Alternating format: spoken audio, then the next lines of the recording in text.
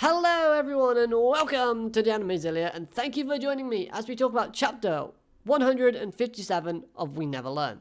And was this chapter worth the wait? Because we had a very lengthy wait between this chapter and the previous one. And my answer is kinda. It was a nice chapter overall. I thought the emotion was there. It was very nice to see. Very well designed and drawn. However, it just wasn't that impactful for me. It may be because I don't relate to Sekijo's situation. However, that being said, the message that this chapter tries to give across was effective and it was communicated very well. It was shown in a very good light as well, which I thought was really good.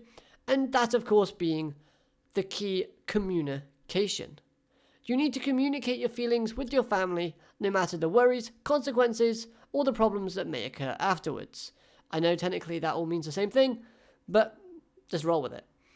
You need to express yourself and not bottle up your feelings, because bottling up your feelings can lead to you creating and seeing things in a very negative way in life.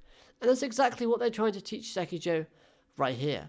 Sekijo has built up these walls inside her own mind, and basically she won't let anyone see her true feelings. She's just going to pretend that everything is okay. But this chapter brings that wall crumbling down, and the way they handled it, I thought was very nice. So, Sekijo herself. Sekijo just wants her family to be happy and feel like they all get along with each other. And they just want to feel as close as they were back when she got her chemistry kit. That day when she got the kit, it made her the happiest kid on the planet, really. Because her parents were smiling, they were happy, she was happy, and that's all she wants to go back to is that time. And the one thing I thought was very nice is the fact that her parents do want the same thing, but we see this panel right here where they look at each other with a bit of uncertainty. And that's very telling because it shows that the road ahead for this family is very difficult and is going to be quite rocky moving forward. Because yes, they want the same thing, which is basically to be a happy family and their daughter to be happy, but they know that because they've been bickering, arguing at each other's throats for so long now, that it's going to be very difficult to move forward. But this may not be the best family from the We Never Learn franchise, but I'm sure that they have what it takes to overcome this trial and to come out better for it. And I'll admit, the panels with Sekijo telling her parents was absolutely beautiful. I really did enjoy the artwork here, and everything about this scene was really nice. It's just that, like I said, for me personally, the emotion just didn't wow me. It was nice to see, it came across a little bit, but it wasn't that impactful. But moving on. Rizu, Misao, Yuiga. When seeing how these people would go about helping the Sekijo, I thought the method was okay.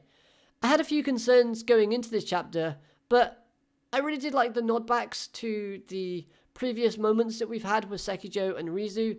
I thought they were pretty cool, so like the things with the pencil case, going to the campus. You know, it shows that these two characters have a bond, and they are brilliant together. They are good friends, they've been through a lot to each other, and it just helps remind Sekijo of that fact. But I mean, the main issue that I have with this was the method itself. They create a new board game that is specifically for Sekijo. And yes, that seems nice, it seems fine, it seems wonderful, but it's almost a copy and paste of Rizu's development way back when Rizu wasn't liking herself. Remember, Yuiga made a test so that she could see all the good things about herself and see herself in a new light, thus giving us the Rizu that we currently have now and developing her character forward. So that's the one thing that I thought was a little bit kind of great, because overall this does two things. Number one, it shows that Yuiga is the type of person that would happily use the same method to solve someone else's problems, which isn't necessarily a bad thing, but it can get repetitive, and I really don't want to see it in another route with any other characters ever again. I feel like this was very specific. Maybe it's the only way they could have handled it without causing any backlash or anything like that. It was a nice way to do it. It's just, I wish we saw a different method from Yuiga, because it shows that he's developing as a problem solver and as a teacher. And secondly, it shows that Rizu did truly learn something from her experiences, which I guess is a plus, as it shows character development, which is always good. And apart from her showcasing of her development in this chapter, we do see her enthusiasm to help out a friend, which I thought was great, funny in places, her being a little bit over the top, and